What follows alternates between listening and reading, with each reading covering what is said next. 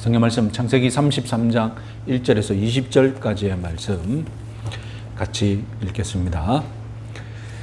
야곱이 눈을 들어 에서가 400명의 장정을 거느리고 오고 있는지라 그의 자식들을 나누어 레아와 라헬과 두 여종에게 맡기고 여종들과 그들의 자식들은 앞에 두고 레아와 그의 자식들은 다음에 두고 라헬과 요셉은 뒤에 두고 자기는 그들 앞에서 나아가되 몸을 7번 땅에 굽히며 그의 형 에서에게 가까이 가니 에서가 달려와서 그를 맞이하여 안고 목을 어긋맞추어 그와 입맞추고 서로 우니라.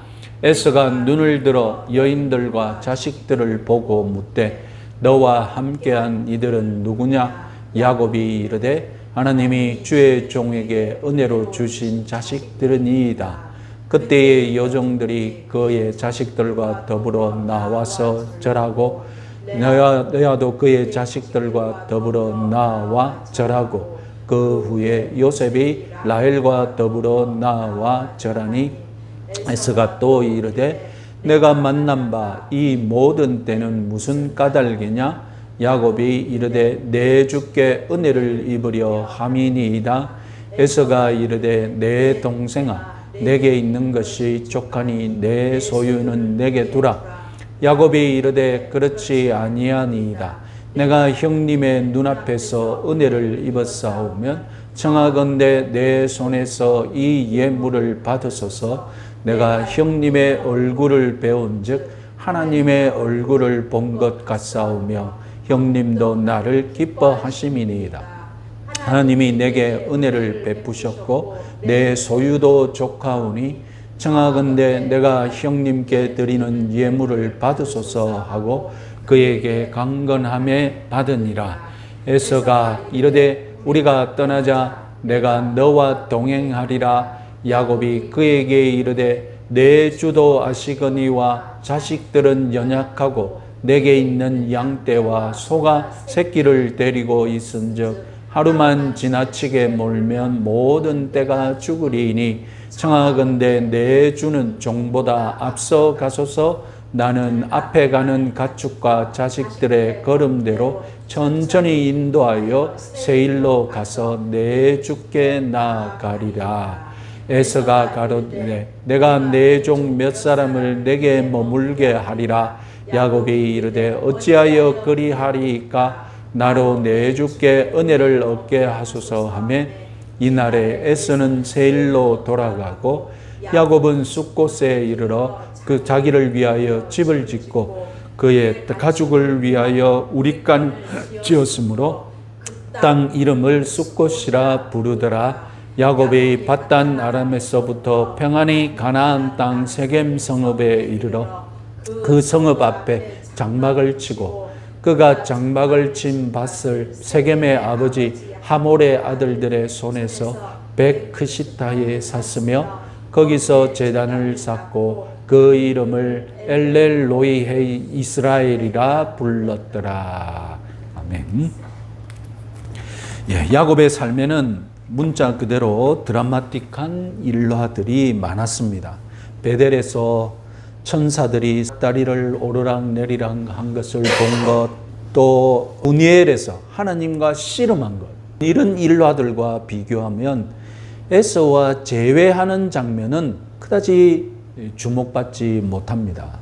에서와 재회하는 장면을 가지고 따로 제목 설교하는 것을 저는 들어본 적이 없는 것 같습니다. 하지만 저는 개인적으로 야곱의 인생사에서 야곱의 참 믿음이 폭발한 사건을 꼽으라면 형 에서와 재회한 이 사건을 꼽겠습니다. 신약의 믿음은 무엇입니까? 행위가 없는 믿음은 죽은 것이다. 우리가 그렇게 믿고 있지 않습니까? 누구나 하나님 앞에서는 믿음이 있는 척, 경건한 척 하기 쉽습니다. 간절함이 있다면 흉악범도 하나님과 씨름할 수 있습니다.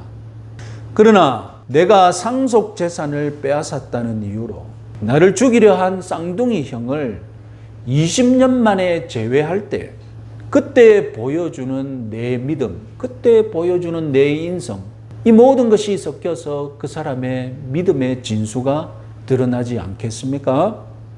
씨름 때문에 잠시 중단되었던 계획, 야곱이 에서를 제외하고자 세웠던 계획, 여러분 기억나십니까? 야곱은 가나안 땅에 경계 역할을 하는 야복강에 도착을 했습니다. 저기 야복강이 보이죠?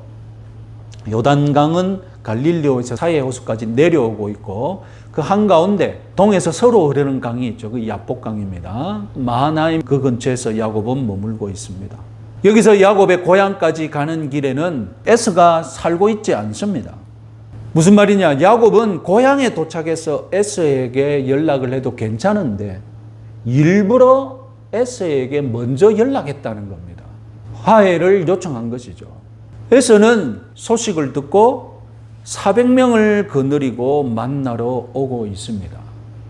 만나러 오고 있다고만 표현했습니다. 공격하러 온다, 이런 해석이 다수죠. 그리고 환영하러, 호위하러 온다, 이런 해석은 소수입니다. 저는 어떻게 여러분들에게 해석하는 것이 바람직하다고 말씀드렸는지 기억나십니까? 만나러 온다, 이렇게 기록된 것은 에서가 진짜로 그렇게 말했기 때문이죠. 그리고 에서는 야곱을 만나서 야곱을 보고 야곱의 태도를 보고 복수할지 화해를 받아들일지 결정하려고 했던 것 같습니다. 그래서 다 모든 상황을 다 생각해서 400명을 거느리고 만나러 간다고 말했던 겁니다. 그런데 야곱은 어떻게 해석했습니까?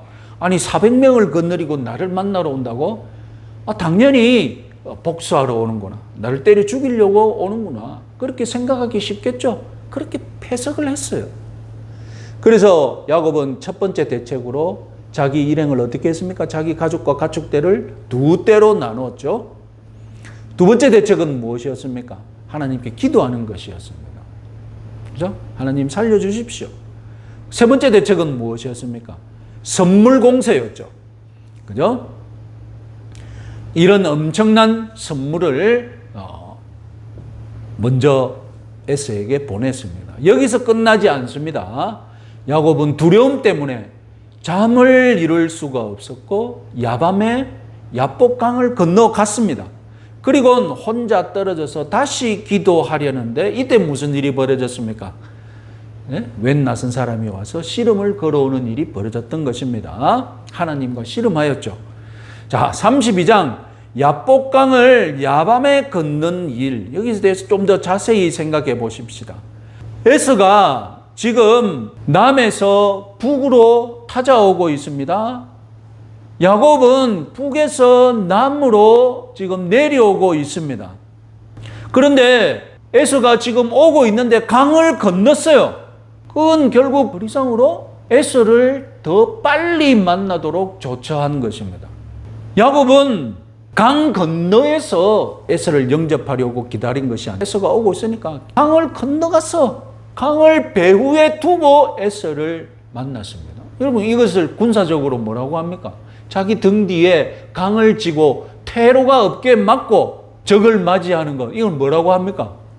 배수의 진을 진다고 하지 않습니까? 자기 등 뒤에 강을 두는 것을 스스로 퇴로를 차단해버리고 결사항전, 퇴로는 없으니까 무조건 결단을 보겠다. 야곱은 배수의 진을 친 거예요.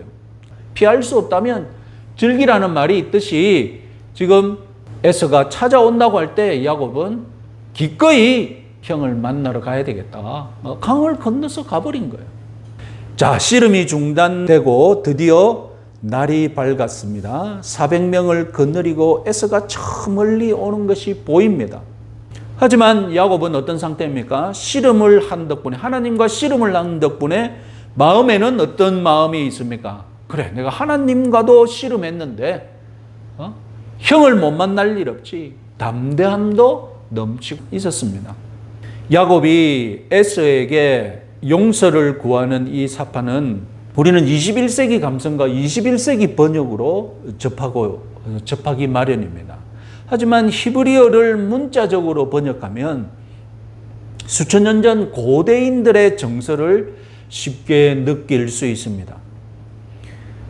야곱이 미안해하는 마음, 야곱이 화해하고 싶은 마음이 고대 히브리어 스타일로 잘 표현되어 있는데 이게 21세기로 번역되면서 감해진 면이 있습니다. 우리는 그것을 잘 복원하고자 합니다. 자, 야곱의 진심은 이미 10종 선물 세트를 보낼 때인 창세기 32장에서 드러나 있었죠. 야곱은 종들 앞에서 형 에서를 부를 때 반드시 뭐라고 불렀습니까? 주라고 불렀지 않습니까? 나의 주님이다. 자, 그걸 기억하고 계시죠? 그럼 오늘은 특별히 32장 20절, 21절을 같이 한번 읽어보겠습니다. 내가 내 앞에 보내는 예물로 형의 감정을 푼 후에 대면하면 형이 혹시 나를 받아주리라 함이었더라. 그 예물은 그의 앞서 보내고. 자, 새한글 번역을 보시면 같이 한번 읽어볼까요?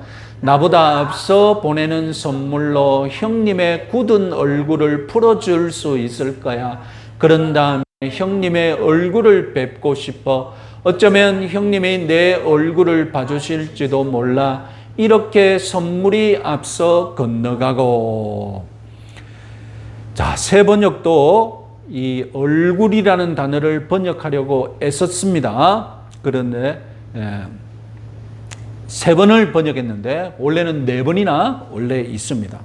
자, 20절 형의 감정을 푼 후, 이것은 형의 얼굴을 푼다는 문자적으로 그렇습니다. 두 번째 대면하면, 이것은 이제 얼굴을 보면이라는 뜻이 되겠죠.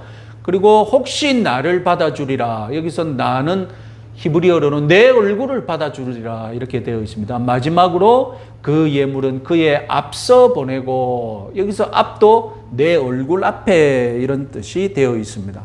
지금 야곱은 지금 상황을 어떻게 판단하고 있냐면 단지 에서의 마음이 상해 있는 그런 심리적인 상황으로만 판단하지 않습니다. 야곱은 정확하게 물리적으로 형의 얼굴과 내 얼굴이 서로 마주칠 수 없는 상황, 형의 얼굴이 화로 가득 차 있는 상황, 그래서 형의 얼굴에서 화를 풀어야 되는 상황, 이렇게 인식을 하고 있는 것입니다. 그래서 자기 앞에, 자기 얼굴 앞에 선물을 먼저 보냈다는 것입니다. 그리고 여기 예물로 번역된 히브리어 민하, 이 단어는 대표적인 제사 용어입니다. 그래서 레위기로 가면 하나님께 바치는 소제물로 다 번역이 됩니다. 창세기 32장에서도 그리고 33장에서도 예물, 민하, 소제물을 야곱은 에서에게 바쳤던 것입니다.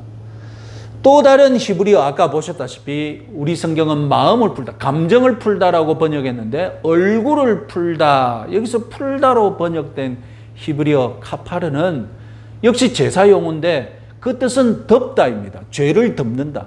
그래서 우리는 이것을 뭐라고 번역합니까? 속죄한다라고 나중에 출애굽기 레위기로 가면 푼다라는 단어를 어떻게 번역한다고요? 속죄한다라고 번역을 합니다. 고대 히브리인들은 레위기의 관점에서 야곱의 언행을 해석하기 마련인데, 그러면 하나님께 예물을 바쳐서 하나님의 진노를 풀듯이 야곱은 형 에서에게 예물을 바쳐서 에서의 환한 얼굴을 풀려고 한 것처럼 보입니다. 물론 야곱의 시대는 당연히 율법이 정한 제사가 없었습니다. 그러니 야곱이 에서를 위해 준비한 예물, 이것과 하나님을 위해 준비한 제사 제물, 이 둘이 똑같다고 말하면 안 되죠. 그건 시대착오적인 것입니다. 우리는 어떻게 야곱이 형에 대해서 예물을 준비할 때 그 마음 자세는 어떻다고 판단할 수 있겠습니까? 그것은 마치 나중에 히브리인들이 제사를 준비하는 마음처럼, 그처럼 진지하게, 그처럼 진실하게 형의 마음, 화를 풀려고 애썼다, 이 정도로 우리는 파악을 할 수 있다는 것입니다. 창세기 32장에서 확인할 수 있는 사실은 야곱이 형 에서를 시종일관 주라고 불렀다는 것, 그리고 야곱은 형의 얼굴을 풀기 위해 히브리인들이 마치 나중에 제사를 준비하는 마음으로 그렇게 진지하게 진중하게 진심으로 형에게 예물을 바쳤다는 것입니다. 그래도 우리는 야곱에 대한 선입견이 있지 않습니까? 간교하다는 것이죠. 그러면 야곱의 이 선물 공세, 그리고 32장에서 형의 이런 마음을 얻고자 하는 야곱의 자세, 이런 것을 좀 더 비판적으로 보자면, 아니 수많은 가축으로 물량 공세를 퍼부으면 단순한 에서가 복수심을 풀 것이다. 이렇게 간교한 게 전략 전술적으로만 야곱의 언행을 평가할 수 있습니다. 야곱이 아직도 야곱답게 행동하는 것은 아니냐. 이렇게 전략 전술적으로 간교함으로 지금 에서를 영접하고자 하는 면이 있는 것은 아니냐.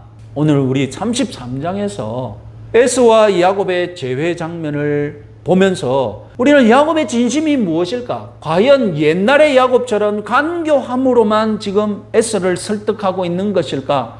아니면 우리가 32장에서 언뜻 볼 수 있었던 그런 진실함과 진종함으로 에서를 영접할까? 그의 본심을 한번 파악해 보기로 해보겠습니다. 자, 야곱의 진심을 볼 수 있는 첫 번째 행동, 그것은 707번 절하기입니다. 3장 3절 말씀 같이 한번 읽어보겠습니다. 자기는 그들 앞에서 나아가되 몸을 7번 땅에 굽히며 그의 형 에서에게 가까이 가니. 여기 몸을 굽혔다 번역된 히브리어 하바는 절했다는 뜻입니다. 형 에서 앞에서 얼굴을 들지 못하고 있습니다. 에서와 400명의 장정, 그들 얼굴 앞에서 얼굴을 들지 못하고 있는 거예요. 아까 계속 얼굴을 강조했지 않습니까? 그래서 어떤 신학자는 야곱이 에서 앞에서 7번 절한 것은 왕 앞에서 신하의 예를 다한 것이다. 이렇게 평가하기도 했습니다. 여러분 7번이나 절한 야곱의 마음 좀 느껴지십니까? 어떤 마음인 것 같습니까? 다음으로 야곱의 진심을 알 수 있는 발언이 있는데요. 33장 10절에서 에서에게 선물을 받아달라고 간청할 때입니다. 33장 10절 말씀 같이 한번 읽어보겠습니다. 야곱이 내가 형님의 눈앞에서 은혜를 입었사오며 청하건대 내 손에서 이 예물을 받으소서. 내가 형님의 얼굴을 배운 즉 하나님의 얼굴을 본 것 같사오며 형님도 나를 기뻐하심이니이다. 충격적인 발언이죠. 20년 만에 형의 얼굴을 보게 되었는데 뭐라고 하느냐? 에서의 얼굴, 형의 얼굴이 하나님의 얼굴과 같다. 여러분 누가 봐도 과장이 심하죠. 그러면 우리가 여기서 생각하죠. 역시 간교한 놈이야. 형의 얼굴을 보니 하나님의 얼굴을 본 것 같다. 얼마나 간사하게 마음을 녹이고 있느냐. 우리 이렇게 생각할 수 있죠. 그러나 여러분 가만히 생각해 보시면 하나님의 얼굴을 본 것 같습니다. 이것이 진짜 뻥일까요? 야곱의 생애에 있어서 야곱은 정말로 하나님의 얼굴을 본 적이 없는데 형을 만나더니 하나님의 얼굴을 본 것 같습니다. 이렇게 지어낸 것일까요? 아닙니다. 32장 30절 같이 한번 보세요. 같이 한번 읽어보겠습니다. 내가 하나님과 대면하여 보았으나 내 생명이 보존되었다. 분명히 하나님의 얼굴과 같다. 과장은 분명한데 야곱에게 하나님의 얼굴을 본 경험이 없느냐? 아니요, 있다는 겁니다. 조금 전에 씨름하면서 하나님의 얼굴을 본 거예요. 없는 것을 지어낸 것은 아니라는 겁니다.